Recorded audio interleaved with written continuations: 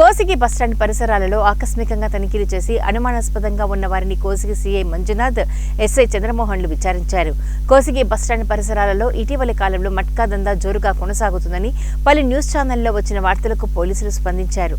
బస్టాండ్లో మద్యం తాగడం, అనవసరంగా కూర్చున్న పాతకాని చేస్తున్న ఆకతాయిలపై కఠిన చర్యలు తీసుకుంటామని హెచ్చరించారు. అలాగే హోటళ్లు, బంకుల యజమానులకు బస్టాండ్ పరిసరాలలో ఎవరినీ మద్యం తాగడానికి అనుమతించవద్దని కోసిగి సీఐ మంజునాథ్, ఎస్ఐ చంద్రమోహన్ హెచ్చరించారు. అలాగే ఆటోలను ఒక వరుస క్రమంలో పెట్టుకోవాలని, ప్రజలకు ఆర్టీసీ బస్సులకు అసౌకర్యం లేదా అంతరాయం కలుగ చేస్తే కేసులు నమోదు చేస్తామని ఆటో డ్రైవర్లకు హెచ్చరికలు జారీ చేశారు. బస్సుకి ఏదైనా ఉంటే ఇటు కూర్చోవాలా, బస్సు వస్తే లేచి వెళ్ళిపోవాలా. ఇటు కూర్చొని ఏదో సత్రం లాగా కూర్చొని తాగేది, ఇంకో రకంగా బిడీలు, సిగరెట్లు తాక్కుంటా, మందు తాక్కుంటా ఇటు కూర్చున్నారంటే ప్రయాణికులకు అందరికీ కూడా ఇబ్బంది కలుగుతుంది. అట్లా ఏదైనా జరిగిందంటే మాత్రం కేసు పెట్టేసి లోపలేస్తాం.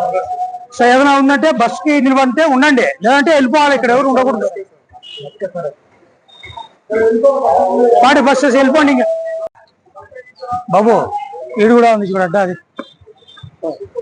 ఇది కూడా అది సిట్టింగ్ ప్లేస్ ఉన్నట్టు చూసి ఆటో డ్రైవర్ ఎవరా చూడండి, నిలబడి వస్తారు. ఎవరు ఎడబడితే ఆడ పెట్టినారు ఆటోలు. రా ముందుకు రా.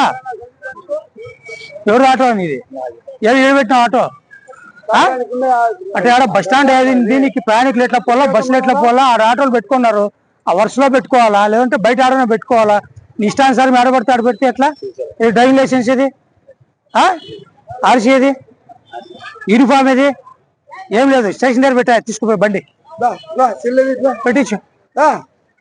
ఆ బండి ఎవరు అది పెట్టుకుంటారు అంటే ఆల్రెడీ షాప్స్ ఉన్నాయి దీనికి ఎదురుగా. దాంతో పాటు మళ్ళీ మోటార్ సైకిల్స్, సారీ అదేది ఆటోలు పెట్టడం వల్ల